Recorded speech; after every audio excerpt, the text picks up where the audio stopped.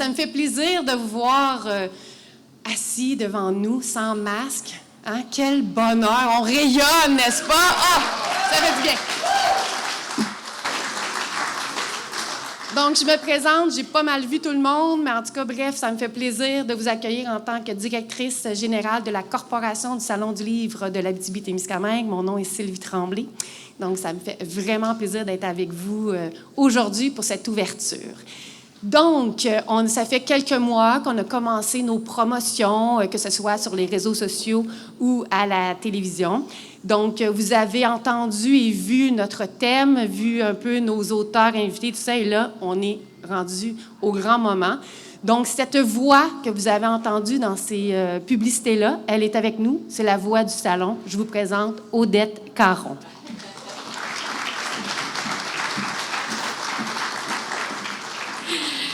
Bon après-midi à tous. Alors, c'est vraiment avec une grande fébrilité et beaucoup d'enthousiasme que nous procédons au lancement de la 46e édition du Salon du livre de l'Abitibi-Témiscamingue à Ville-Marie. Et bien voilà, hein, on est enfin là, présent, pas de masque, on se pince. Et puis, on pourra se retrouver enfin ensemble entre nous et découvrir aussi les livres qui meubleront notre esprit pour les prochains mois et même les prochaines années peut-être. Alors, on se souhaite un excellent salon du livre et je cède la parole à Monsieur le maire de la ville de Ville-Marie, Monsieur Martin Lefebvre.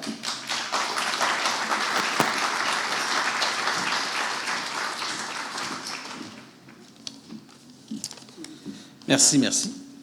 Je sors ma belle feuille, que je ne suis pas tellement souvent, mais quand même. Bien, tout d'abord, bienvenue à chacune et chacun à Ville-Marie, un des plus beaux villages du Québec, quand même. Hein? Même s'il pleut. Je voudrais tout d'abord saluer, parce que je viens d'arriver, ça fait pas longtemps, M. Patrick Sénécal, quand même, qui ose s'investir avec le comité pour cette belle 46e édition. Alors, je voulais vraiment le saluer. Les députés que je connais, que j'ai pas vus, je ne sais pas, sont peut-être pas là, mais bon, je les salue quand même. Madame la préfète, très occupée, certainement aussi, alors elle aura été saluée. C'est sur l'organisation du salon, les bénévoles. Puis quand on parle d'organisation du salon, vous comprendrez que je nommerai pas de nom parce que c'est trop facile de se tromper. Alors, prenez pour acquis que vous aurez été effectivement salués et ça me fait bien plaisir. Puis quand il y a une organisation comme ça, on le sait que ça nécessite énormément de bénévoles dans toutes les organisations. Puis avec cette gentille et jolie pandémie qui semble vouloir se tasser tranquillement, bien, on est très heureux que des organisations comme le Salon du livre reprennent. Bien que c'est aux 5 ans, bien, nous, on est les chanceux. On est la première édition après cette pandémie où est-ce que les masques se sauvent, où est-ce qu'on peut socialiser et se rassembler. Donc, la ville de Ville-Marie, je vais coller à mon papier. La Ville de Ville-Marie tient tout d'abord à souligner l'implication, je l'ai dit, des membres du comité organisateur, ainsi que nos employés, parce que je le sais qu'ils viennent supporter beaucoup la préparation, le vécu durant le week-end et qui ensuite auront la gentille tâche d'aider à ramasser le tout. Alors, je les salue vraiment bien parce que nous, comme élus, on a souvent le beau rôle, on va prendre la parole, on jase avec les gens, mais si ces gens-là n'étaient pas là, bien, le salon ne serait pas tout à fait le même. Donc, un merci à eux aussi. On reconnaît l'importance de soutenir et de promouvoir la culture dans une communauté, et particulièrement dans tout ce qui favorise l'accessibilité à la lecture pour l'ensemble de la population. Le Salon du livre permet de mettre de l'avant 2 visées, peut-être plus, mais du moins celle qui est culturelle et sociale, dont on a grandement besoin. Le Salon du livre est l'occasion de mettre de l'avant le dynamisme de l'offre littéraire, ainsi que les auteurs et autrices du Québec. On m'a dit qu'il y en avait une 50aine qui se présenteraient probablement au salon. Peut-être un peu plus, peut-être un peu moins. C'est super intéressant. Les gens ne vont pas seulement dans les salons du livre pour acheter des livres, ils y vont aussi pour parler, bien sûr, de la culture à travers diverses activités, des conférences, des ateliers et toute autre activité. C'est aussi une occasion de faire la promotion des auteurs locaux. En réel? C'est vraiment plaisant, je suis content. Et de donner la chance au public d'échanger avec leur auteur préféré. Le Salon du livre a un impact social évident dans notre région. C'est une des seules occasions qui donne une place à la littérature dans l'espace public, chose nécessaire pour toute société se disant pluraliste. Cela permet de donner et de garder actif le goût de la lecture, et ce, pour tous les âges, particulièrement pour les enfants, parce qu'on en accueille à chaque année, on le sait, et c'est très important. L'événement est souvent une bougie d'allumage pour en faire des lecteurs passionnés et qui, par la suite, achèteront des livres, on l'espère, et fréquenteront les bibliothèques publiques et scolaires. C'est dans cet esprit que la Ville de Ville-Marie est vraiment heureuse de soutenir activement cette année et financièrement cette 46e édition comme fier partenaire prestige de cette belle organisation.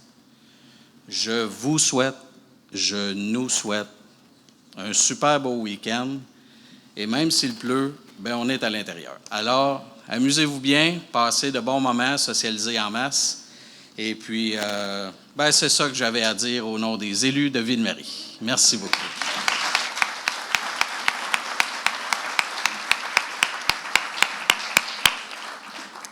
Merci, M. Lefebvre. Ce sont de bien belles paroles. Et des vrais là. Maintenant, je vais passer le mot à M. Denis Nollet, qui est président de la Caisse des jardins du Témiscamingue.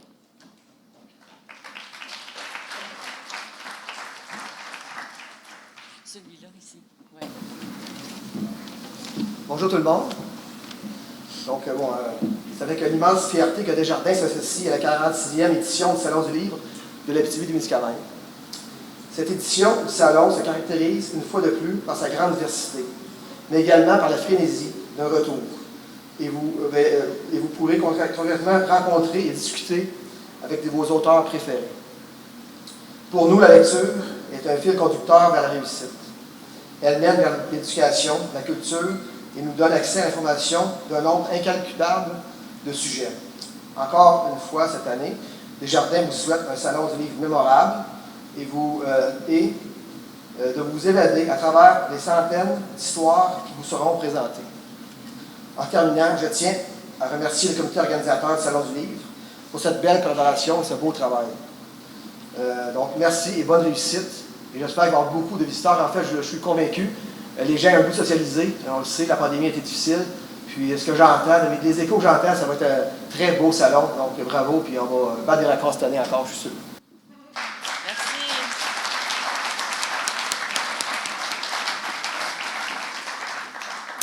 Merci, M. Nollet. Maintenant, un mot de la coordonnatrice de la 46e édition du Salon du livre à Ville-Marie, Valérie Lalonde, qui en est à son 3e Salon du livre.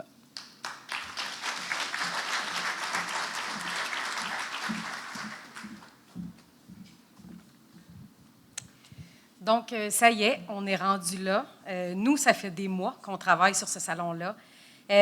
On a eu l'idée de le faire présentiel, virtuel, avec des masques, pas de masques. Et finalement, on a un hybride entre les deux. On a une version présentielle, mais virtuelle aussi en même temps. Donc, je nous souhaite un beau 4 jours, parce que ça va être un 4 jours où on va revoir des visages, chose qu'on n'avait pas vue depuis un bout. Donc, je nous souhaite vraiment un 4 jours haut en couleur. J'aimerais vous présenter ceux qui ont fait partie du comité organisateur. Je vais vous les décrire un peu parce que si je vous dis juste que la personne est à l'aménagement, ça ne vous dit pas trop ce qu'il faisait. Donc, toute la logistique de l'aménagement de l'aréna n'est plus un secret pour lui. De la location de stands à la décoration, en passant par la sonorisation, Yann Lecomte relève le défi depuis 2011. Toujours souriant, il est à l'écoute des autres et toujours prêt à aider. Je vais inviter Yann à monter me rejoindre.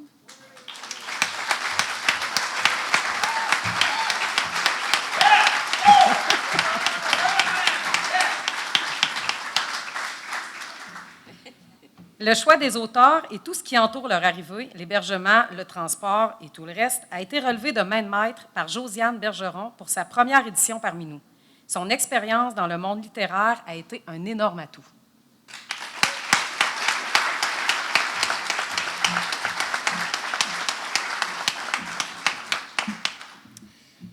Catherine Drolette-Marchand en est aussi à sa première édition parmi nous. Comme nous avons été une année hybride, Tout ce qui entoure le virtuel lui a été confié. Elle a su, avec son expérience légendaire en communication, faire le lien entre les auteurs, les médias, les exposants et le public. Chapeau pour le visuel accrocheur et la thématique.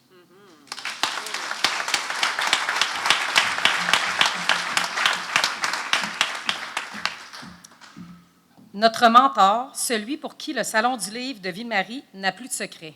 Denis Lecomte fait le lien conducteur entre les maisons d'édition, mais c'est aussi grâce à lui que nos professionnels du livre ont un moment pour faire leurs achats. Merci, Denis, pour ton implication depuis toutes ces années et ta patience et ton calme légendaire.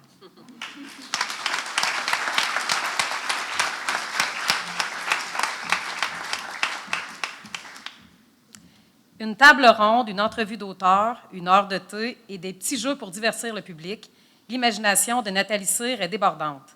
Elle en est à son 2e mandat au comité événement. Son but premier, vous faire découvrir la lecture et les auteurs à travers des activités diverses.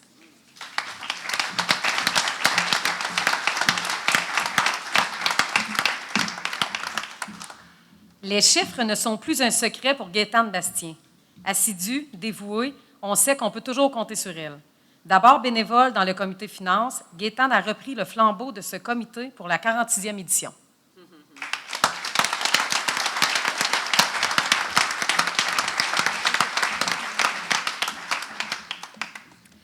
Planifier et organiser une belle programmation scolaire était le mandat de Valérie Godette. Faire vivre le monde littéraire dans nos écoles et aussi permettre à ces jeunes de venir visiter le salon. La logistique d'horaire était tout un défi qu'elle a su relever. C'est également son premier mandat au sein du comité organisateur. Elle a permis de réaliser un vœu cher des membres de la corporation, soit celui d'offrir à l'ensemble des centres de services scolaires de toute la région des ateliers virtuels.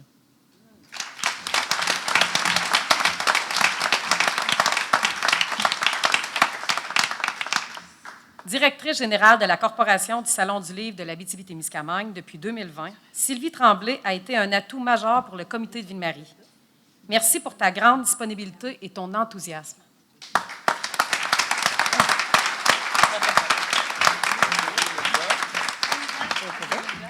Non, je l'ai. J'ai sauté un petit paragraphe, mais il était là. Une autre nouvelle sur notre comité cette année, Linda. Linda Lachapelle est impliquée comme bénévole depuis quelques éditions. Le bien-être de nos auteurs et exposants était au cœur de son mandat. Les petites attentions ici et là, le beau salon VIP, les collations santé, elle a su mettre de la douceur partout.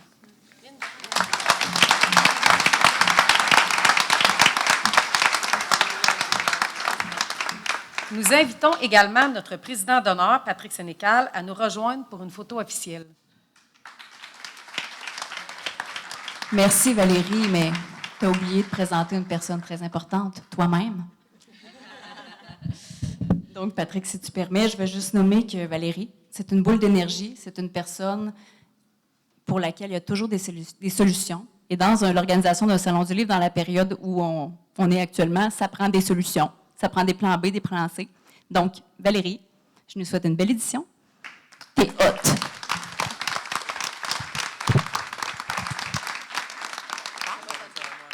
C'est le temps de mon mot, là? C'est le temps de mon mot. OK. Patrick, c'est à toi. C'est à moi. OK. Alors, comme première chanson... Non, c'est pas vrai. Ça va être samedi au karaoké. C'est une autre histoire. Écoutez, avez-vous remarqué que c'est bravo les deux gars, mais c'est très féminin, hein, comme comité. Je pense, les gars, vous avez une leçon à prendre. Pourquoi il y a tant de filles, de femmes qui acceptent de s'impliquer dans des trucs comme ça? Il y a quelque chose là-dedans. En tout cas, bravo, mesdames, de votre implication. C'est très... voilà.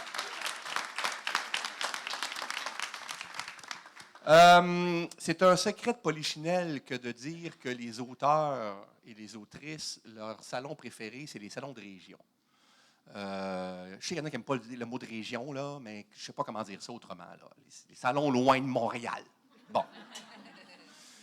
C'est nos salons préférés. Ce n'est pas une étude scientifique que j'ai faite là-dessus. Là. Je ne suis pas allé faire un sondage officiel, mais en général, les auteurs et les autrices, quand on parle de salon du livre, qu'on sait que notre prochain est à Sept-Îles ou à Rimouski ou à Abitibi-Témiscamingue, on est bien énervé en général. On est bien content. parce qu'on sait qu'on ne sera pas autant qu'à Montréal, donc on va pouvoir se parler, on va pouvoir parler entre nous, on va pouvoir parler à nos lecteurs et lectrices, parce que justement, il n'y a pas une foule de fous, on peut prendre le temps. Il y a un contact humain qu'on a moins dans les gros salons. On sait qu'on va se revoir le soir dans les mêmes restos, dans les mêmes bars, qu'on va voir du monde de l'organisation, qu'on va voir du monde du public qu'on a vu plus tôt dans la journée, on risque de les recroiser. On se voit tout le temps. Moi, au Salon du livre de Montréal, il y a les membres organisateurs, il y a des années que je ne les vois pas. J'en vois pas un. C'est pas compliqué. Il y a juste trop de monde. Alors que ce n'est pas comme ça dans les salons région. Et cette année, on est d'autant plus excités parce que ça va être festif à plusieurs niveaux. Premièrement, c'est festif parce qu'un salon du livre, c'est festif. Tout le temps. Ça va être doublement festif parce que c'est un salon de région. Ça, on est encore plus content. Puis ici, en tout cas, depuis que je suis arrivé hier, là, je mange tout le temps. Si un auteur me dit, ou une autrice me dit pendant ce salon-là qu'il a faim, je vais dire, tu n'as pas compris comment ça marche, là. Ce matin, je me suis levé, j'avais mon déjeuner sur mon plateau qui m'attendait depuis hier. Croissants, fruits, muffins, tout le kit. J'ai mangé ça. Je m'en vais à l'école, faire une conférence dans une école. Entre les deux rencontres, on m'amène une collation. Genre, mon Dieu, merci beaucoup. Je mange ma collation. Là, sur l'heure du midi, je m'en vais faire un petit mot avec les libraires et les bibliothécaires. Il y a un buffet. Ah, ben regarde, on va prendre un peu de morceau. Là, j'arrive ici, je m'en vais dans le salon VIP. Il y a du chocolat, de la bouffe. Là, tantôt, vous n'avez pas vu, vous autres, là. Moi, j'ai vu là, ce qui s'en vient, là. Préparez-vous, là. On va encore manger. Fait que finalement, ça ne me coûte rien. Pas compliqué. C'est merveilleux. Et en plus, alors c'est doublement facile parce que c'est un salon en région. Ville-Marie, en plus, moi, c'est le premier salon de la BTB-Témiscamingue que j'ai fait en 2001. Fait que j'ai une espèce d'attachement sentimental. C'est tellement beau, en plus, le lac. Le décor, la nature pas loin. Bon, tout ça est très, très, très beau. Donc, c'est doublement festif pour ça. C'est triplement festif parce que les salons de la BTB-Témiscamingue, c'est à tous les 5 ans. Fait que c'est un événement, là. Quand on vient, là, le monde est content en tabarnouche, là. Le monde est énervé, là. Ça fait 5 ans, là, qu'on ne s'est pas vu. Fait que ça, c'est encore plus le fun. Et c'est une autre couche de festivité parce qu'il y a eu une grosse grippe pendant 2 ans. Puis là, on peut enfin, je caricature, là, je sais que c'était plus une grosse grippe, là. Bon, dites-moi pas que je suis conspirationniste, là. Bon. J'ai fait mes recherches.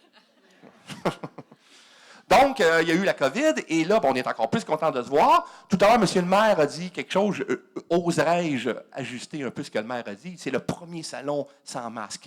Je ferai un petit bémol à ça. C'est le premier salon total sans masque. Parce qu'il y a 2 semaines, sur la Côte-Nord, on l'a enlevé le samedi. Le vendredi à minuit, on a enlevé nos masques. C'était quand même pas pire. Mais là, c'est le salon complet. On n'arrive pas de masque, on va repartir pas de masque.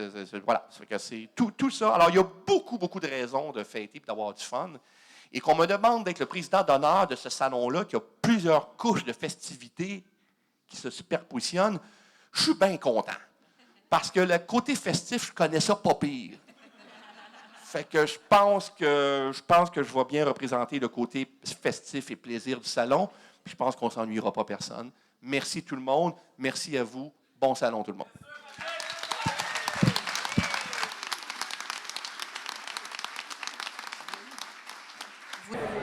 Alors, bonsoir, M. Sénécal. Alors, vous êtes-vous le président d'honneur du 46e Salon du livre de l'Abitibi-Témiscamingue? Exact.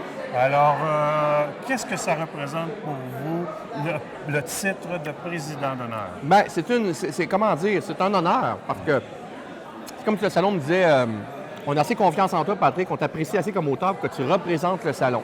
Fait que moi, la moindre des choses que je peux faire, c'est de leur dire, OK, je vais tout faire pour vous représenter le mieux possible. Et moi, ce que je veux amener, c'est le côté festif du salon. Moi, je suis un gars festif dans la vie, fait que l'image que je veux donner à tout le monde, c'est qu'un salon du livre, c'est pas juste, oui, c'est des livres et tout ça, mais ça peut être festif, des livres. Alors, c'est ça que je vais m'efforcer de projeter comme image et de lancer comme message. Excellent.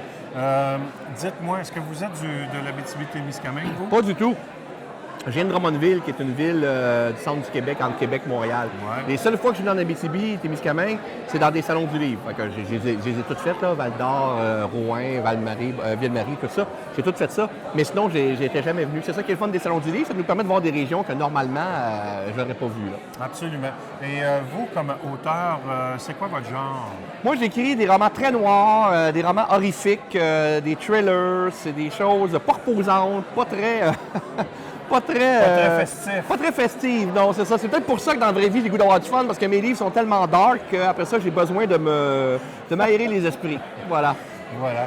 Écoutez, merci de nous avoir accordé quelques temps. Et on vous souhaite un excellent salon du livre. Merci. On invite à tout le monde de venir nous voir. Absolument. Voilà.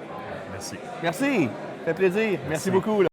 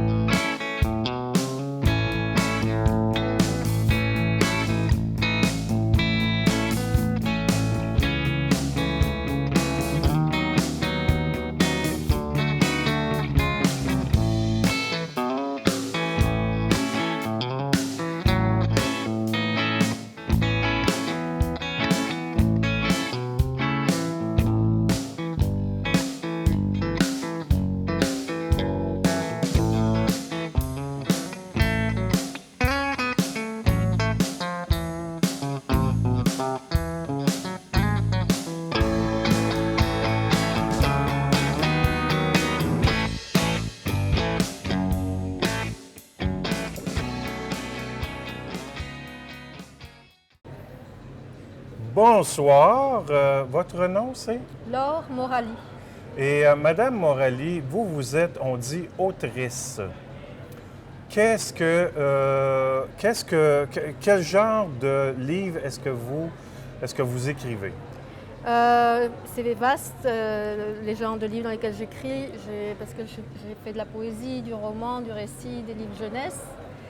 Mais là, au Salon du Livre, ici, je suis venue en suivant Shimoun, qui est un récit et un journal poétique de la forêt qui se passe au nord de la Côte-Nord, au nord de Mingan. Ah, d'accord. À 250 km au nord de Mingan, dans la forêt, entre autres, avec un chasseur et ses filles. Et c'est l'histoire d'une amitié qui dure depuis 25 ans. Donc ça, c'est une fiction? Non. C'est pas une fiction? C'est pas une fiction. C'est une biographie? C'est un récit, donc c'est quelque chose qui m'est réellement arrivé. C'est une vraie amitié, c'est une vraie rencontre. Et ça raconte, vous pouvez nous en parler un petit peu plus de ce récit? Eh bien, ça raconte la façon, comment la route m'a amenée jusqu'à Mingan, comment j'ai rencontré cette famille. Puis ensuite, il y a un journal sur les 3 mois dans la forêt. Ah, d'accord. C'est à la fois concret et poétique. Alors pour vous, c'est une façon de partager un peu le côté, peut-être, c'est le vécu et le côté émotionnel de cette expérience-là que vous avez eue, cette rencontre-là que vous avez eue avec le territoire et avec les habitants, avec une famille. En particulier, parce que ça se passe sur 25 ans, et donc en 25 ans, il se passe beaucoup de choses dans la vie des gens. Moi, déjà, j'avais 25 ans de moins quand je les ai rencontrés et que je suis allée dans la forêt avec eux. Ensuite, Shimoun est décédé, je suis retournée quand même. L'amitié est toujours vivante avec Noëlla, une de ses filles, qui, elle, maintenant a un camp à cet endroit où on avait été. Et l'autre sœur de Nona est décédée aussi. Mais il y a des enfants qui sont nés, donc c'est la vie aussi que ça raconte sur 25 ans. Et comment les amitiés s'approfondissent et comment on se laisse transformer par les événements, le temps qui passe, les deuils. Donc on pourrait dire, c'est une Bretonne qui vient au Québec et qui écrit sur les Inuits, mais c'est pas ça. C'est pas ça, parce que c'est une rencontre humaine. Oui, c'est ça. D'humain à humain, comme une jeune Québécoise aurait pu aller en Bretagne et écrire sur une famille bretonne sur 25 ans. Voilà. Mais vos racines vous accompagnent toujours de toute façon. vous avez toujours il y a toujours cette signature-là que vous êtes française, à quelque part. Vous avez... Est-ce que je suis encore française au bout de 30 ans au Québec? Est-ce que je suis encore seulement française? Je ne sais pas, c'est vous qui le C'est savez. les autres qui nous définissent. Ah! On est toujours défini par le regard de l'autre. Moi, je me sens multiple. Mes origines ne sont pas que françaises, mais c'est compliqué, c'est long à expliquer. Mes amitiés sont en Haïti, chez les Inuits, à Montréal, maintenant ici, certainement à Ville-Marie. Et chaque personne, avec sa culture, me transforme un peu. Donc, dire que je suis uniquement française, ça serait vraiment me réduire à mon lieu de naissance et oublier que ça fait plus de temps de ma vie que je passe au Québec que j'en ai passé en France. D'accord. Intéressant comme point de vue. Est-ce que vous êtes à temps plein dans ce... Est-ce que vous vous investissez à temps plein dans votre livre ou avez-vous... vous avez un boulot? Je vis de la littérature. D'accord. Alors, évidemment, pas que de mes droits d'auteur, un petit peu des droits d'auteur. Beaucoup d'ateliers d'écriture, de rencontres dans les écoles, de lecture, de spectacles littéraires, un peu de travail éditorial. Donc, c'est tout ce qui... L'écrivain peut avoir toutes sortes d'activités qui lui permettent de vivre. Mais en fait, concrètement, je suis travailleuse autonome, indépendante, et c'est moi qui fais c'est moi mon patron. Oui. Puis ça vient avec un stress, ça? On s'y habitue, mais plus le temps passe, plus je dirais que c'est stressant. Dans la trentaine, j'étais moins inquiète que je le suis maintenant. D'accord. Et vous avez à votre actif plusieurs ouvrages littéraires? Une quinzaine. Une quinzaine? Est-ce que vous publiez... vos livres, sont publiés où? Ça dépend. Celui-ci est aux éditions du Boréal. D'accord. J'ai d'autres livres aux éditions Mémoire d'Encrier et d'autres maisons d'édition. D'accord. Fait que c'est un peu partout. C'est pas juste au Québec ou au Canada, vous en avez un peu partout aussi? J'en ai aussi en France. En France, d'accord. Et bientôt, En suivant Shumun, va être publié, traduit en anglais, il va être publié à Toronto en anglais. D'accord. Voilà, à peu près. Est-ce que vous allez... Il va y avoir... j'imagine quand vous allez publier du côté anglophone, vous allez participer à un salon du livre anglophone aussi, j'imagine. Ça serait le fun. Vous en faites beaucoup des salons du livre? Oui, quand même. Oui? Pas tous, mais... Ah oui? Non, parce que je ne veux pas être sur la route sans arrêt non plus. Ouais. Qu'est-ce que vous appréciez le plus dans un salon du livre? J'aime bien les petits salons du livre comme ici, ou comme Rimouski ou Sept-Îles, où déjà, quand je retourne, je reconnais des lecteurs, ils me reconnaissent, et puis les bénévoles sont super gentils, on crée des liens d'amitié, on connaît les gens qui organisent, et puis voilà, on a l'impression d'exister, de ne pas être juste un produit, comme à Montréal, une foire du livre où on est des milliers, où il y a des milliers de livres et on a l'impression d'être juste un produit, tandis qu'ici on est des humains. Et ça, c'est ça. Vous aurez compris que la relation humaine, c'est ce qui m'importe. Oui, bien c'est ça que c'est ma réflexion là, présentement. La fibre humaniste, vous l'avez beaucoup parce que vous le dites à travers votre livre. Vous le dites à travers le contact que vous avez avec les gens qui visitent les salons du livre, donc véritablement, on peut dire ça. Ben voilà, avez-vous quelque chose à rajouter, vous? Est-ce que ça va être diffusé bientôt, ça? Bientôt, je crois que oui. Pendant le salon, je veux dire? Ou... Non, pas pendant le salon, après le salon. Bon, j'espère que je vous aurai rencontré pendant le salon. Voilà, le Salon du Livre, le 46e Salon du Livre de l'Abitibi-Témiscamingue. Alors, on est à Ville-Marie. Ça se passe du 26 au 29 mai 2022.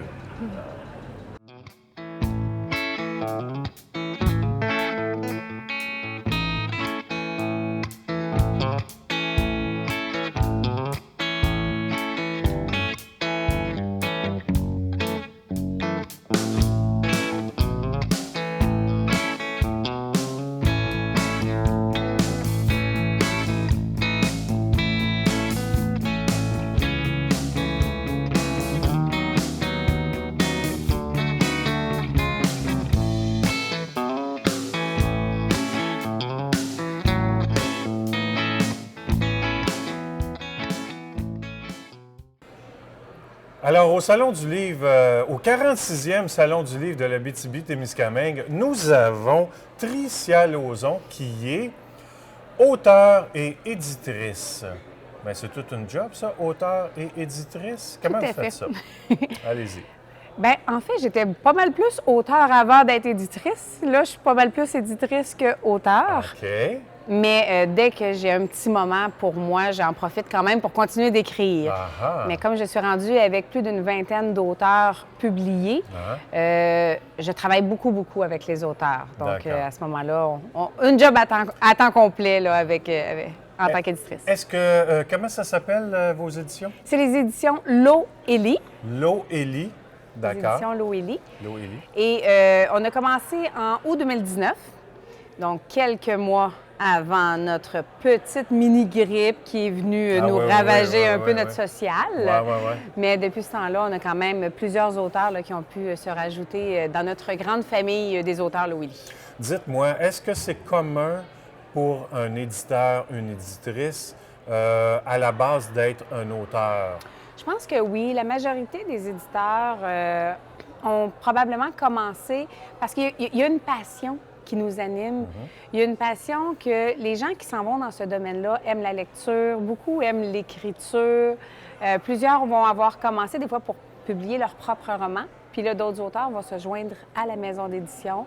Donc, ça ne veut pas dire que c'est automatique, mais surtout les petites maisons d'édition, je vous dirais que la majorité, là, vous allez pouvoir les découvrir comme auteurs également. Ah oui, c'est bien. Dites-moi, alors vous avez plusieurs, on peut-tu dire des poulains? Non, on ne peut pas dire ça. Ça, on dit ça, c'est dans quel... C'est dans le sport, je pense qu'on dit ça. Peut-être plus. Mais vous avez... J'ai des artistes. Vous avez des artistes. Oui. Alors, sur la table ici, vous avez une représentativité de ces auteurs-là qui sont avec... Avec les éditions L'eau et Lit. Oui, c'est ça. Donc, nous, ce sont tous des auteurs québécois. C'est la mission que je me suis donnée, c'était d'encourager les auteurs québécois. Et même si on va dans la section des livres jeunesse, on a évolué avec le temps parce qu'on a aussi des illustrateurs qui sont des illustrateurs québécois. Donc, on va chercher de notre talent. Toutes les images sont travaillées par une graphiste québécoise. On imprime au Québec, donc on encourage vraiment les gens d'ici, notre talent d'ici. Et nos auteurs, même si la maison d'édition, on est dans les Laurentides, c'est sûr que j'ai une bonne partie de mes auteurs qui sont dans les Laurentides parce qu'ils me voient un peu partout. Mais j'en ai aussi de la Gaspésie, de Rimouski, de Matane. J'en ai de Gatineau, j'en ai de Longueuil, de Montréal. J'en ai des nouveaux qui s'en viennent, qui sont de Shawinigan, qui sont de Québec. Donc, j'en ai vraiment un peu partout, là, partout où je me promène. Généralement, j'ai des gens qui se joignent à notre grande famille des éditions L'eau et Lit. Alors, vous avez une belle représentativité québécoise. Oui. Alors, j'assume que vous vivez dans les Laurentides? Oui, exactement. Eh bien, voilà. Hein, et voilà, bonne mon cher déduction. Watson. Est-ce que vous pouvez nous parler de ce livre? Oui. Celui-là, c'est le premier livre qui a paru aux éditions L'eau et Lit. C'est le mien. Donc, c'est mon premier roman que j'ai osé publier en tant qu'auteur et éditrice en même temps. Donc, c'est un fantasy où c'est qu'il va y avoir des combats médiévaux, une belle petite romance imprévisible, donc difficile de savoir avec qui Kathleen va terminer tant qu'elle n'aura pas fait son choix. Il va y avoir un peu de pouvoir magique. Et c'est une série que j'ai commencée, que j'ai voulu aller en duologie. Contrairement à, d'habitude, toutes les grandes séries de fantasy, il y en a 5, 6, 7. Oui, on va se rendre à 5 romans, sauf que j'ai décidé d'y aller 2 par 2 parce qu'il y a des gens qui voudraient peut-être découvrir le fantasy sans nécessairement embarquer dans 5 livres. Fait que moi, je leur offre la possibilité de lire les 2 premiers puis d'arrêter. Ah, d'accord. Puis s'ils aiment ça, on peut continuer avec les 2 suivants, mais on n'est pas obligé. On peut s'amuser à aller voir la suite. Et m'avez-vous dit, c'est quoi le mystérieux pouvoir? Donc, à quoi on doit s'attendre?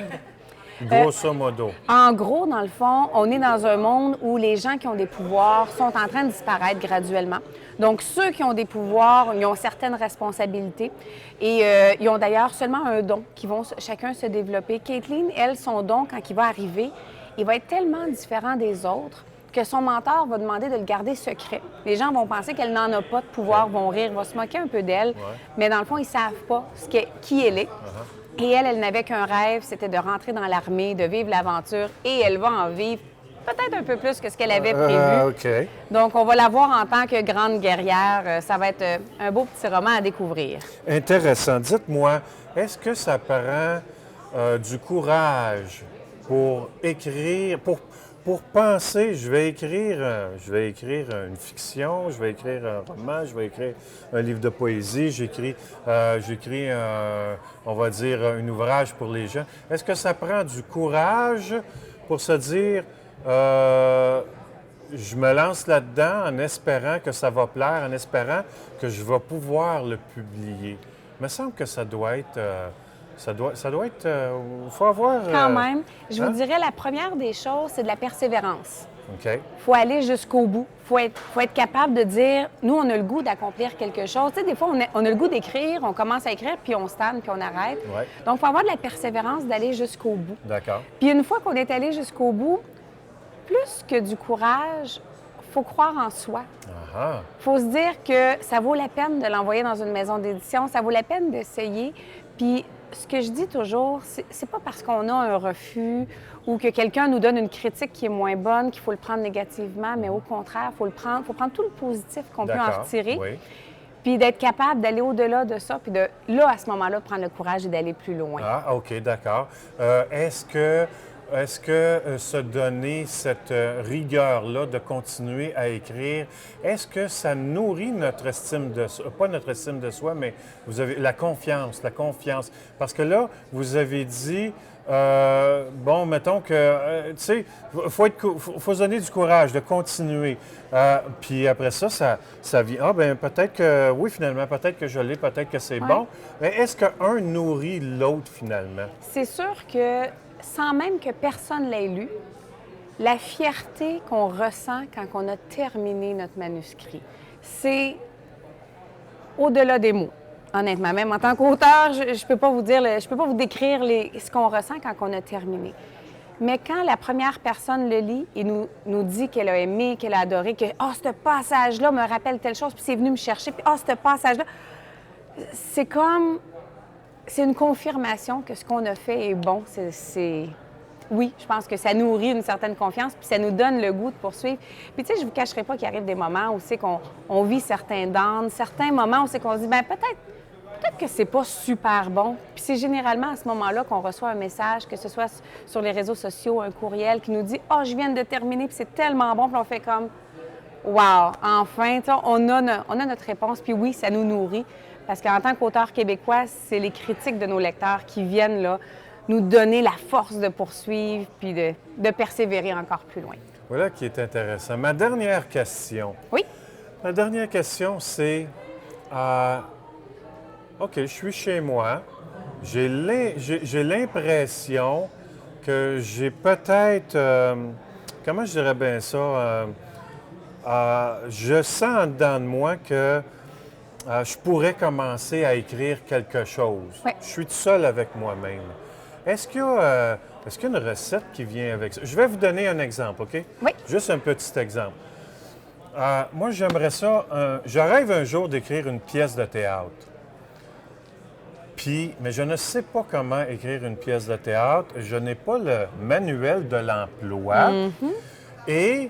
Mais je sens que j'ai peut-être des qualités à l'intérieur de moi parce que tout au long de ma vie, on me disait, bon, je vais remettre un travail universitaire, puis ils vont dire, ouais, non, mais c'est parce que c'est bien écrit. Bon. Là, c'est comme, hey, ça, c'est encourageant, ça. Puis là, on se projette dans nos fantasmes, si vous voulez. Ouais. Mais je ne sais pas, moi, comment écrire ça. J'ai déjà appelé une fois un dramaturge, puis tout ce qu'il me dit, il dit, prends une page blanche, puis commence. Mais pour moi, c'est pas satisfaisant. Il en manquait un peu. C'est très angoissant, ça, là. Bien, vous avez fait une métaphore avec la pièce de théâtre. Je vais vous faire une métaphore avec devenir parent. Ah. Est-ce qu'il y a un manuel pour devenir un bon parent? Et pourtant, il y en a plusieurs qui le deviennent. Ouais. On apprend de nos erreurs. On va voir les autres, comment ils agissent. Puis des fois, on va dire, oh, ça, j'aime ça. OK. Je vais essayer de faire pareil. D'accord. Oh, ça, c'est sûr que je ne ferai pas pareil. Ouais. Donc, avec votre pièce de théâtre, lisez beaucoup de pièces de théâtre. Ouais. Trouvez qu'est-ce qui vous intéresse dans la pièce de théâtre, qu'est-ce qui est le plus votre style, puis après ça, laissez aller votre imagination sans copier des auteurs. Ouais. Mais c'est plutôt d'aller chercher qu'est-ce qui vous a attiré. Comme moi, quand je lis un roman, puis que des fois, là, je suis tellement concentrée à l'intérieur du roman, des fois, je prends un peu de recul. Ouais.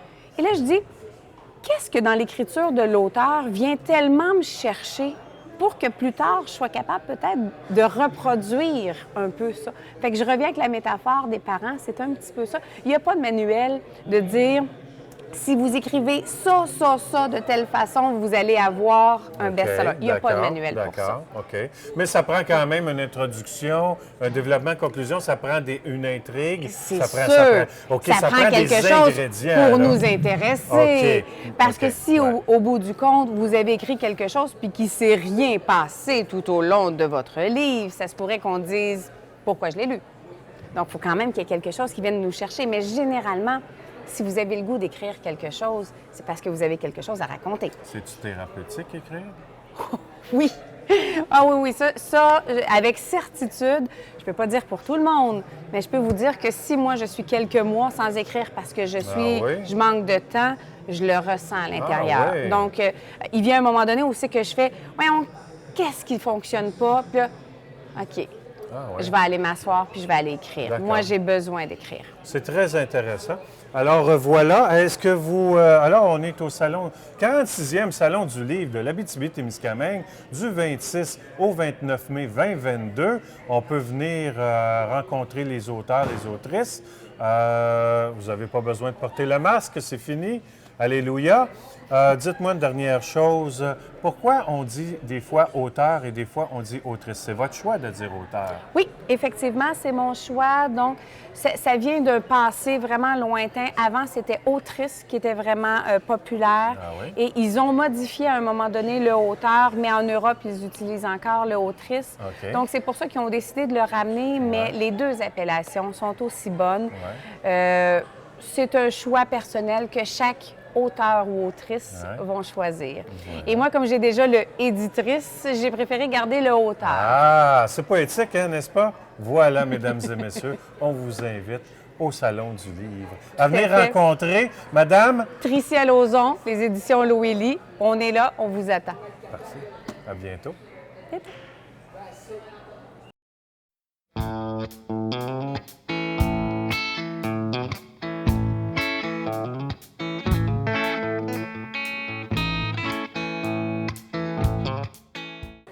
Alors, qui avons-nous comme invité au 46e Salon du livre de l'Abitibi-Témiscamingue?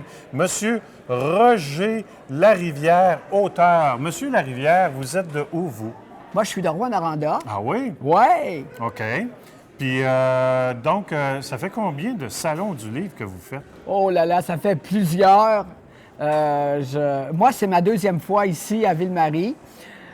Mais je les ai faits à peu près à la grandeur de la... Moi, j'ai fait des salons du livre depuis 2013 jusqu'à maintenant. Donc, ça fait 9 ans. Donc, j'ai fait le tour à toutes les années. Puis même l'année dernière, je suis allé à Val-d'Or pour des activités en présentiel, mais en rencontre, un peu comme ça. Oui. Mais il n'y avait pas personne, là. Il y avait Moi, j'étais là pour une entrevue. Une longue entrevue à Val-d'Or. D'accord, d'accord. C'est ça. ça. À cause de la COVID, c'est ça? C'est à cause de la COVID. C'est ça. La COVID, la Moses de COVID. C'est fini, la COVID, là. Dites-moi, alors vous êtes... vous êtes un auteur spécialisé, si je comprends bien. Je suis très spécialisé et je suis biologiste de formation. OK. Ça oriente évidemment mes intérêts. Ouais. Et à un moment donné, je donnais des ateliers sur les champignons. Ça fait longtemps que évidemment, je donne des cours. Je donnais des cours au cégep. C'est ce que je me demandais, oui. Mais aussi, j'ai commencé en 2000, je ne sais pas trop, là. Quel cégep, excusez, quel cégep? Abitibi-Témiscamingue, Rouyn-Noranda. On salue tout le monde soit qui étudie ou qui travaille au cégep de l'Abitibi-Témiscamingue. C'est ça qu'on dit, oui? Oui, parfait. Tout du bon monde. On les salue, ben oui. Ça fait que je donnais des ateliers depuis plusieurs années et je trouvais que les livres de référence, très importants, les livres de référence, étaient écrits par les gens du sud du Québec. Pas parce que c'était des mauvais livres, mais parce qu'ils s'occupaient pas. J'ai ça, on était de la forêt boréale et j'ai toujours senti, au travers de, même avec l'achat de ces nombreux livres-là, que je n'avais jamais de satisfaction par rapport à ce que je rencontrais sur le terrain. Oui, puis par rapport à ce que vous enseignez aussi? Ben oui. Ouais. Alors qu'est-ce que vous pensez que j'ai fait? Ben vous êtes mis à la plume et au calepin. C'était-tu des notes au début? C'était des... Où vous êtes allé, vous, c'est facile d'écrire?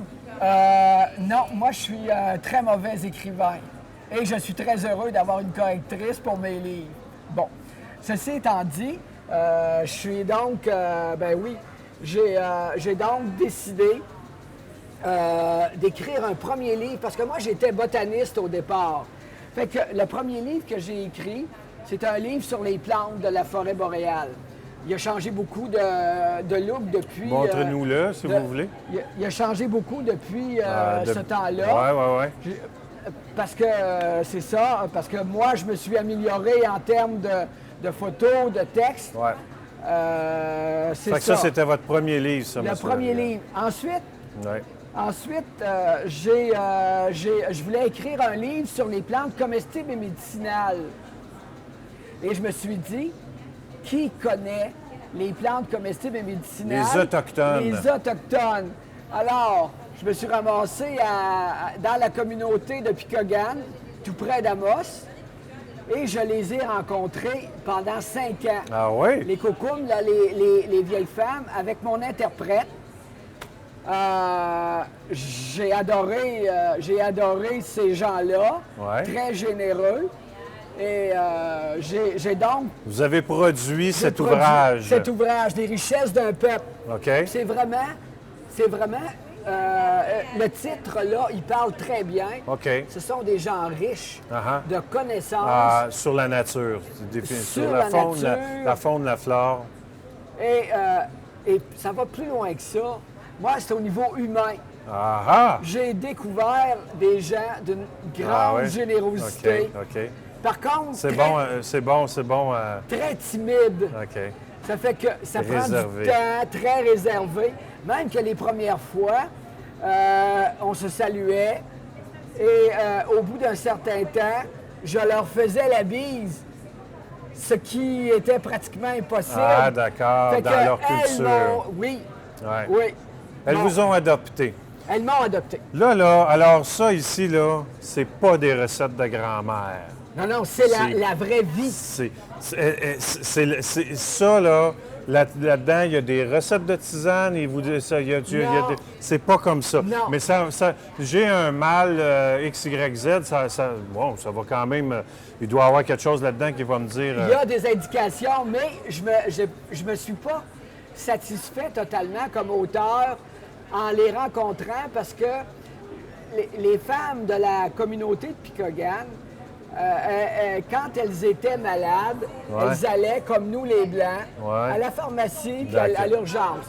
Oui, même, elles m'ont raconté certaines plantes qu'elles vont utiliser, certains animaux qu'ils vont utiliser pour se soigner, mais ça restait quand même très folklorique.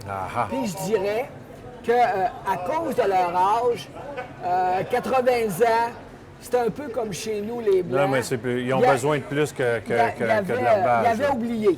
OK. Oui, c'est vrai. La transmission des connaissances... Elle n'était pas... la transmission des connaissances, c'est les femmes qui font ça dans la communauté, que je trouvais que je manquais de substance par rapport aux plantes comestibles et médicinales. Et j'ai écrit ce livre-là, ici, et là, j'ai fouillé partout. Et c'est ce livre-là que j'ai lancé ici au Salon du Livre en 2016. Ah, d'accord. Et à l'intérieur, Il y a de nombreuses recettes qui ont été prêtées par Louis-Joseph Beauchamp, que vous avez peut-être connu. Non.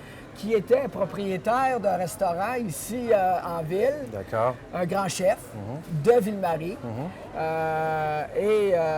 C'est ça. Ça fait que moi, je me suis satisfait au niveau des connaissances sur les plantes comestibles et médicinales dans ce livre-là, après avoir fait le tour des plantes, après avoir fait le tour des Autochtones, et voilà. Okay. Et là, j'ai fait une recherche beaucoup plus académique, disons, pour compléter ce livre-là en ayant les vraies fonctions. Donc, il est plus scientifique, celui-ci. Il est plus scientifique. D'accord.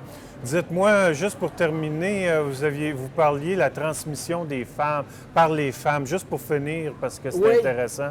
Oui, parce que dans les communautés autochtones, d'abord, il faut penser que les femmes avaient un rôle extrêmement important, même au niveau de la gestion de la famille et de la communauté. Mais les femmes avaient aussi un rôle très, très important parce que ce sont elles qui possédaient les connaissances sur les plantes comestibles et médicinales et elles les transmettaient à leurs filles. Ouais. Parce que les hommes... C'est matriarcal. C'est matriarcal et c'est ça qui est très intéressant aussi. Puis, les hommes n'étaient pas disponibles dans la plupart des cas. Ils étaient partis chasser. Sauf les chamans, ils étaient partis chasser, ils étaient partis à d'autres occupations. Oui, d'accord. Ou bien non, ils s'amusaient. Ah, OK. C'est très testostérone, hein? C'est très homme, ça, hein? On voit ça dans bien des cultures, en fait. Ben voilà. Pouvez-vous, en terminant, nous expliquer cette image, cette belle image? Ça, là, ça vient juste de sortir, ça fait 2 semaines. Ça, c'est une affiche qui a été conçue en tout cas en collaboration, mais surtout par un de mes fils, et avec un illustrateur. C'est pour faire apprendre les champignons sauvages. Et je vais vous montrer. Sur cette grande affiche-là, il y a 20 champignons. Ah, il faut les identifier. Et derrière, si vous tournez l'affiche... Non, mais vous pouvez nous le montrer ici. Tiens, donnez-moi ça. Derrière, alors, on a ça. Vous avez les 20 espèces de champignons qui sont là. Et derrière vous avez leur nom avec des codes QR pour aller plus loin. Ah oui? Ben oui, vous voyez les codes QR qui sont là. Voilà. C'est très pédagogique, oui, ça. mais vous êtes professeur aussi, vous êtes enseignant. C'est ça. Enseignant un jour, enseignant toujours. Ben oui, jusqu'à la mort. Je pense bien, hein? Jusqu'à la mort. Voilà. Alors, ça nous a fait extrêmement plaisir de vous rencontrer, M. Larivière. On vous souhaite un excellent Salon du Livre ici en Abitibi-Témiscamingue. Et Ville-Marie, c'est un des très bons salons. Dites-leur ça là, à nos auditeurs. Ils sont ici dans la caméra. Là. Moi, ça fait... écoutez, ça fait depuis que je suis arrivé, même quand je suis venu m'installer ici mardi, je n'en reviens pas, la qualité de l'accueil, de l'encadrement. Oui. Et là, on vient d'avoir de la nourriture. Oui. C'est de très haute qualité. Ah. C'est très bon. C'est très bon pour les yeux aussi. D'accord. Là, moi, je vous suggère ma suggestion. Là, je dis à mon caméraman, on arrête l'entrevue parce qu'il y a du lunch qui nous attend. Monsieur Larivière, il le dit. Manquez pas ça. Alors, c'est parti, mesdames et messieurs. Merci, bonsoir. On est parti. Merci, Monsieur Larivière.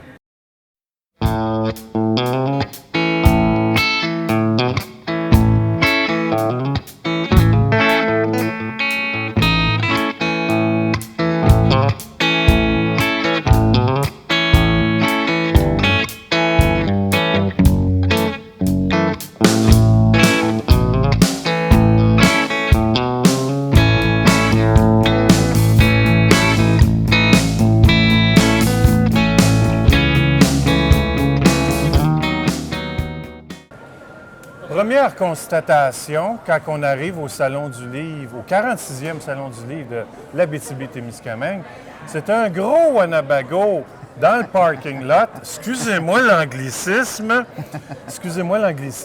mais il y a quand même une grosse caravane dans le stationnement, on dirait à l'effigie de la justicière. Non, mais c'est quand même assez impressionnant, n'est-ce pas? Alors, j'aimerais, moi, savoir... qui sont ces personnes derrière derrière peut-être le roman, ou je ne sais pas, on dit c'est le roman, oui, c'est le roman, oui. Ou peut-être la maison d'édition, je ne le sais pas. Alors, vous êtes? Marc Aubin, bonjour, enchanté. Bonjour. On l'appelle la Justibus, justement. Vous n'êtes pas loin avec vos termes pour parler de ça. Ouais. Et c'est ça, c'est représentatif de notre trilogie de livres qui s'appelle La Justicière. La Justicière qui a débuté en 2015 avec le premier roman ici. Un projet que j'avais, un projet de vie, parce que je suis dans le domaine médical, moi, puis je suis neurobiologiste de formation. D'accord. Puis à un moment donné, on parle de faire un projet de vie. Et j'ai pondu ce livre-là en plusieurs années quand même. Il est sorti en 2015. Et quand il est sorti en 2015, ça a été un roman qui s'est vendu... On est rendu à 35 000 exemplaires, au point où la presse papier à Montréal avait déclaré ce roman-là le roman de l'été au Québec, atteignant même la première position dans toutes les librairies, incluant Renaud-Bré Archambault. D'accord. Alors, c'était tellement gros que j'ai décidé de poursuivre, même si c'était un projet de vie. Et là... venu au monde le tome 2 en 2018, La Justicière, la joute mortelle. C'est les sous-titres qui changent. Alors, La Justicière, tome 1, La finale des coupables. Ici, La joute mortelle. Et en 2018, et maintenant, la raison pourquoi on est ici, c'est que le troisième tome vient tout juste de sortir. La Justicière, tome 3, Trahison et revanche. Alors, c'est la fin de la trilogie, c'est complet. Il n'y en aura pas d'autres. Trois livres. D'accord. Alors, ça nous donne déjà, on peut déjà voir par l'image... sur l'image et aussi par rapport à vos titres, on dit c'est meurtre et suspense, donc ça nous donne déjà le genre. Alors, dites-moi, cette justicière-là, sans rien nous dévoiler, racontez-nous qui est ce personnage. En fait, la justicière, c'est comme plusieurs personnes vont se rappeler de la série Dexter aux États-Unis. C'est comme la justicière est une criminelle, oui, une meurtrière, mais c'est une meurtrière qui s'attaque aux gens qui ont échappé à la justice. De là, le nom de la justicière, des gens qui devraient être derrière les barreaux qui ne le sont pas, c'est à ces gens-là. Comme vous n'avez pas fait de mauvais coups, vous ne s'attaquera pas à vous, là. Il n'y a pas de danger. Parfait. Okay? Non, alors, c'est comme... donc, meurtrière en série. Et quand on fait la lecture du roman, ce qui est vraiment intéressant, c'est que on joue un petit peu au détective en tant que lecteur, parce que ce qui arrive, c'est que ça débute avec... Je vais y arriver.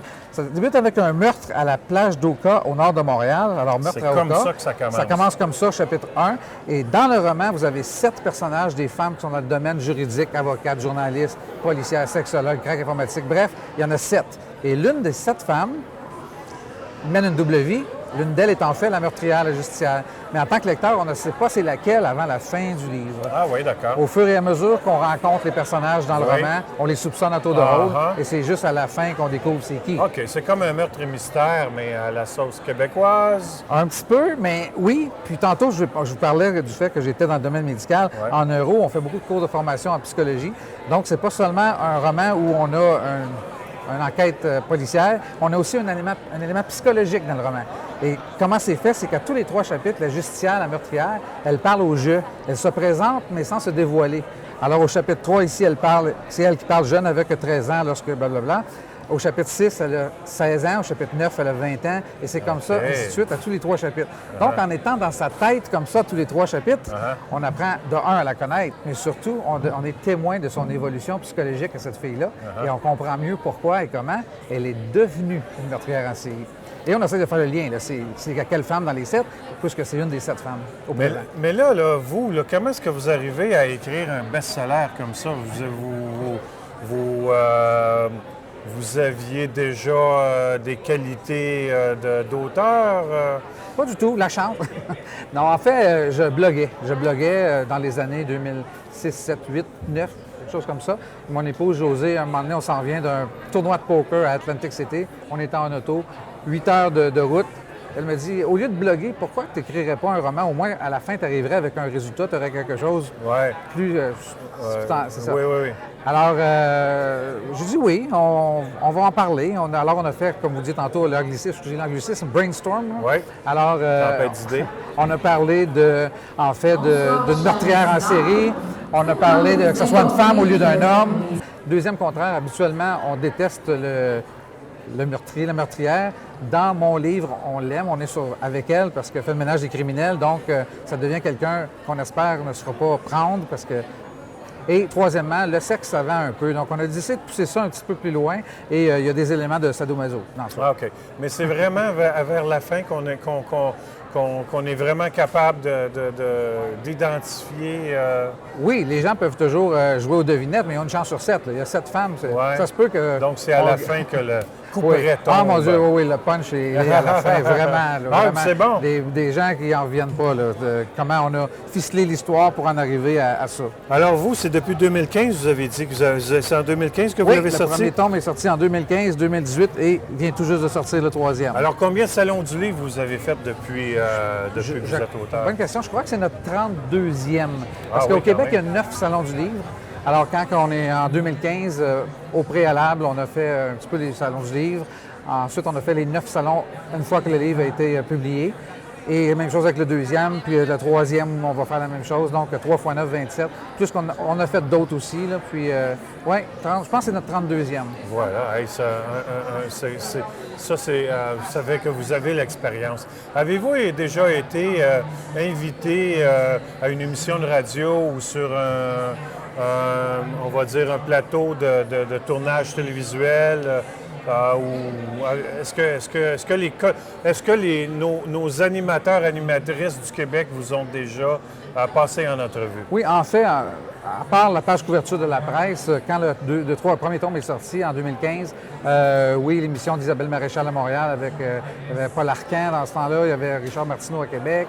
Ouais. Oui, ça a été vraiment, là, même aux nouvelles de 6 h à TVA, là, à 6h15, là, on a quelque chose à vous parler, domaine littéraire. On découvrait un nouvel auteur qui s'appelle Marc Aubin, à retenir, mesdames et messieurs. Alors, vous invitez tout le monde de l'Abitibi-Témiscamingue à venir vous voir. On est facile à trouver. On a un kiosque, c'est le kiosque numéro 4. Là. Je ne vois pas les identifications de kiosque. Non, il y en a mais pas vous allez nous trouver facilement. On est à l'entrée sur le côté gauche. Oui, et peut-être qu'on ira faire un tour avec la caravane aussi.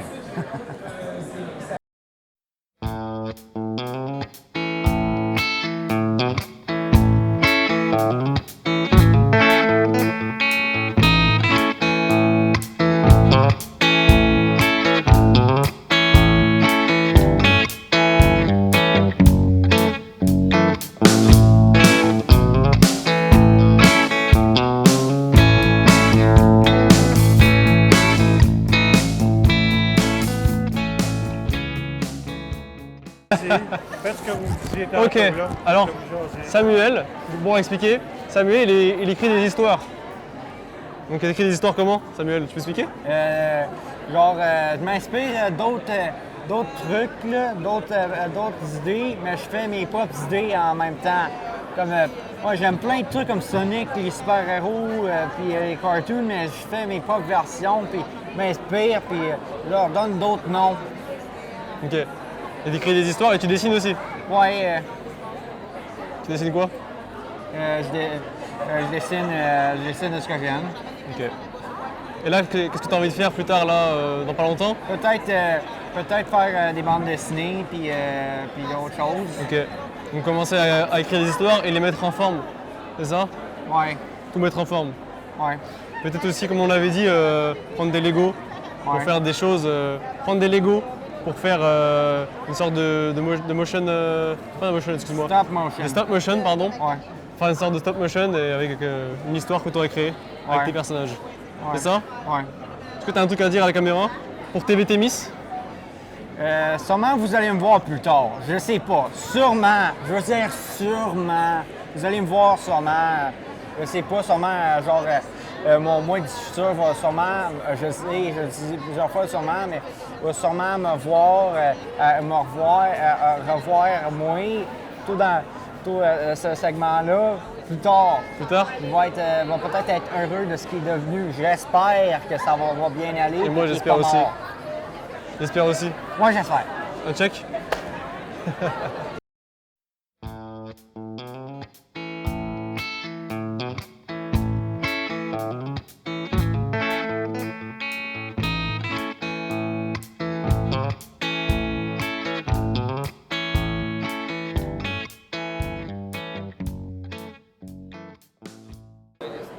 Bonsoir, je me nomme Marjorie Gélina, adjointe communication et marketing aux éditions Zelleux. Les éditions Zelleux qui sont basées ici, à Ville-Marie, au Témiscamingue, qui existent cette année depuis 15 ans. Donc, on est une maison d'édition pour la jeunesse. On fait des livres pour les enfants dès l'âge de 5 ans jusqu'à 17 ans. Et plus encore. On peut rester un enfant longtemps si on veut.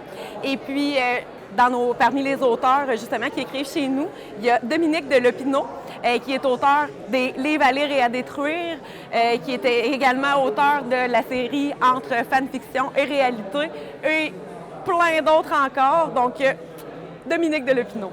Bien, bonjour, mon nom c'est Dominique de Lopinot, auteur aux éditions Zelleux. Je suis là pour présenter plusieurs de mes livres après plusieurs activités que j'ai présentées dans les écoles. Donc, je suis auteur notamment du livre À lire et à détruire et du Lutin maudit dans la collection Zone Frousse. Alors, on a ici le Lutin maudit et ici le livre À lire et à détruire, qui est un roman d'activité qui invite les jeunes à lire, mais à faire différentes activités dans le livre, éventuellement peut-être même le détruire. Donc voilà, c'est pour ça que je suis au salon cette année. Alors, mesdames et messieurs, encore une fois, bienvenue au 46e Salon du livre de l'Abitibi-Témiscamingue. Nous avons avec nous ce soir Frédéric Dufort. Exact. Oh, alors, que je reconnais du visage, mais ça m'a pris quelque temps à la replacer. Alors, est-ce que tu peux nous parler de toi? Bien, en fait, Frédéric Dufort, je suis comédienne à prime abord depuis que j'ai l'âge de 7 ans. Fait que si mon visage vous dit quelque chose, c'est probablement parce que vous m'avez vu pas dans votre ville nécessairement, parce que je suis pas de l'Abitibi, mais dans votre télévision.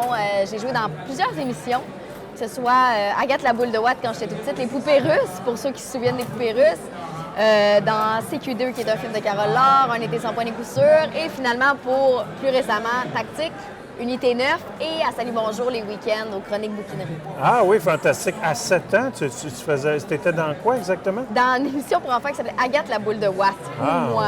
Oui, ça, OK. Puis comment est-ce que ça a commencé pour toi, ça, cette carrière-là artistique? En fait, très jeune, je voulais savoir comment fonctionnaient les choses. Je posais énormément de questions. Puis j'ai demandé à mes parents comment on faisait pour être dans la télévision parce que je voulais participer à la Fureur jeunesse. Ah oui? Puis pour participer à la Fureur jeunesse, il fallait être une vedette. OK. Il fallait faire de la télé. D'accord. Moi, j'ai fait 1+1.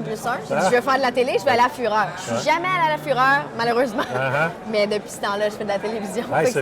C'est fantastique. Fait que c'est un talent naturel chez toi, n'est-ce pas? C'est instinctif, je pense, oui. OK. Alors, on passe, on va dire, de la télévision ou du petit écran.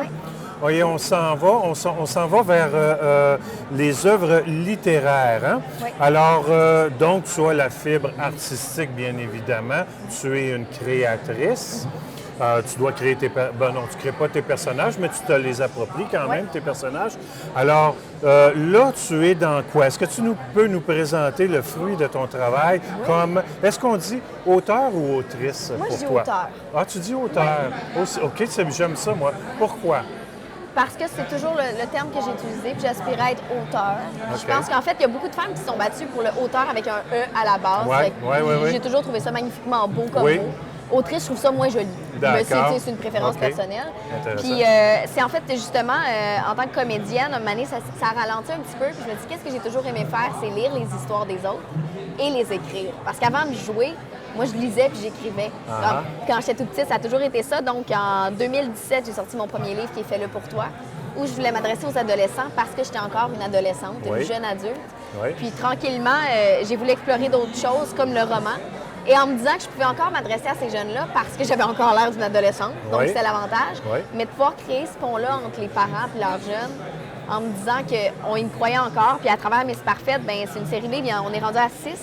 Miss Parfaite, c'est le contraire du titre, c'est de convaincre les jeunes filles surtout, mais aussi les jeunes garçons qui n'ont pas besoin d'être parfaits tout le temps, de se mettre autant de pression, parce qu'on n'a jamais vu autant d'anxiété dans les écoles à partir d'un jeune âge, puis c'est pas normal. Mais à cet âge-là, moi, j'aurais aimé ça que quelqu'un me dise « calme-toi, ça va bien aller », mais d'une façon sympathique, qui n'est pas d'une façon... Tu sais, pas en infantilisant les jeunes. Ils sont tellement intelligents, ils sont brillants, sont matures. Fait qu'à travers un livre qui leur ressemble, qui les fait rire, puis sans se prendre trop au sérieux. OK. Alors, Miss Parfaite, comment tu es arrivée à créer Miss Parfaite dans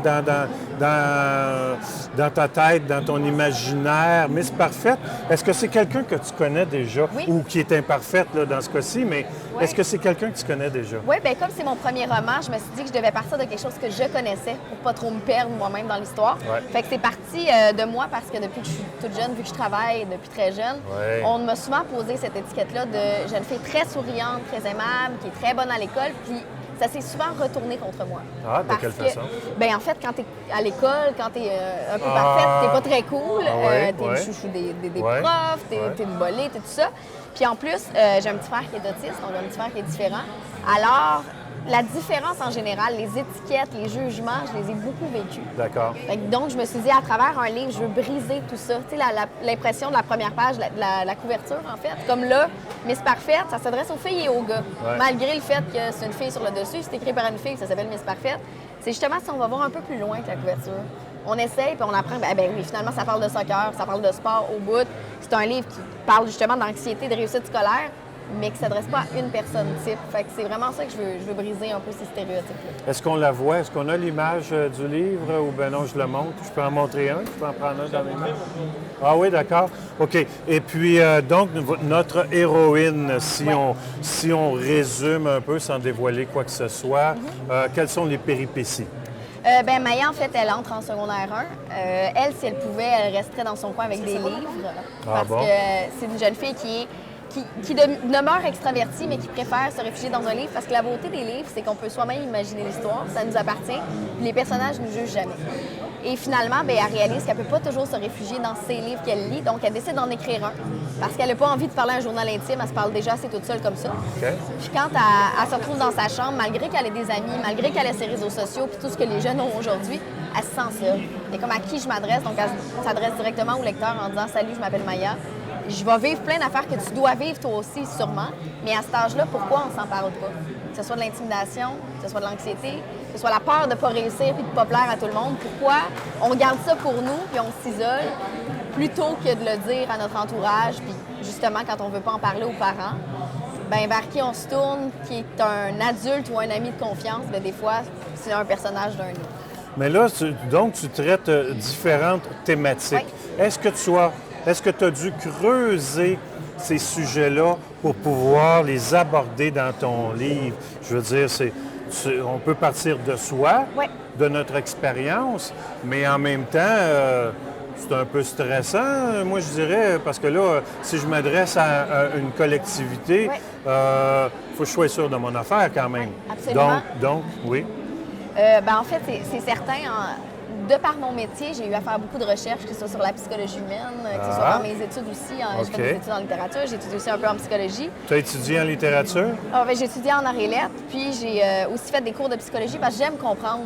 La sociologie, j'aime comprendre les choses. Donc, étudier, puis de par mes rôles, par exemple, si je prends Léa dans Unité 9, où il a été question de santé mentale énormément, où il a été question de sujets très intenses, très lourds, comme l'automutilation, l'inceste, des choses comme ça.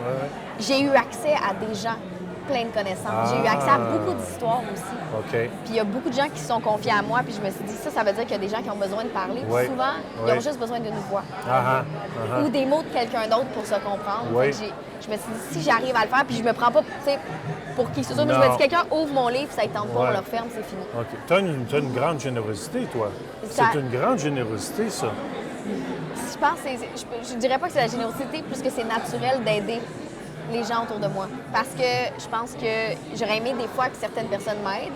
Puis ayant un frère différent, je sais ce que c'est que d'avoir une personne qui ne peut pas se protéger elle-même ou qui n'est pas capable. Puis je me dis, si j'arrive dans une école avec des enfants, par exemple, qui sont en 5e, 6e année, ça se voit ceux qui sont pas encore capables de s'affirmer. Des fois, ils ont juste besoin de se faire dire, tu sais quoi, t'es capable. Puis là, tout d'un coup, ils y croient. Moi, il y a une enseignante en 5e année qui m'a dit, Frédéric, je suis sûre que tu serais capable d'écrire des livres. C'était une suppléante et je me rappelle encore. Fait que, tu sais, des fois, c'est un mot, quelque chose que quelqu'un va dire qui va marquer. Tout à fait. Non, mais je trouve ça intéressant parce que moi aussi, quand j'étais au secondaire, il y a une professeure qui m'a marqué. Il est arrivé une situation, ça s'est passé dans un cours. En l'espace de ce cours-là, je suis rentré dans ce cours-là, elle a fait une intervention. J'étais un peu perturbateur ou joker, si tu veux, le gars dans le fond de la classe.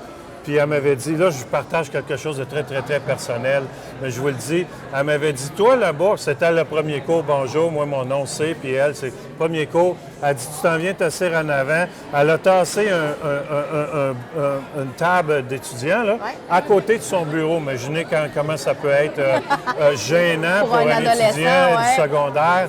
Puis elle me dit, ça, c'était pour dire, toi, là, toi, je vais tu sais, jeter à l'œil, hein?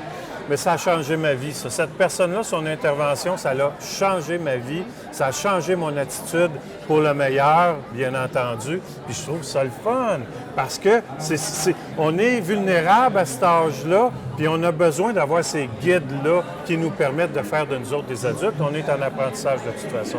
C'est vrai, hein? Bien, surtout, en plus, après une pandémie, tu sais, ils ont été à la maison sans arrêt. Fait que si tu es à la maison et tu peux pas t'évader, je pense que le livre, c'était comme le meilleur moyen. Parce que oui, la télé et tout ça, c'est le fun, mais on dirait que le livre aussi, c'est le seul repère physique qui reste. Puis, vous remarquez que les parents achètent des livres comme on n'a jamais vu. Parce qu'on dirait que c'est le seul papier. Il n'y a plus de journaux, il n'y a plus rien, mais le livre est encore là. Puis c'est intimiste parce que c'est nous avec le livre. Puis on le gère, on le digère. On va chercher à l'intérieur ce qu'on veut aller chercher au fur et à mesure, à notre rythme, en fait. Hein? Alors voilà, ça, ce sont si je l'ai dans le bon ordre, les 5 tomes de Miss Parfaite qui se veut imparfaite. Alors, Frédéric, au nom de TV Témis et au nom des Témiscamiens, Témiscamiennes, on te remercie pour cette entrevue. C'est un grand plaisir pour nous de te rencontrer. Bien, c'est un plaisir pour moi d'être ici, en fait, dans votre belle région. C'est magnifique. Absolument. Bon succès avec le Salon du Livre. Merci. Merci.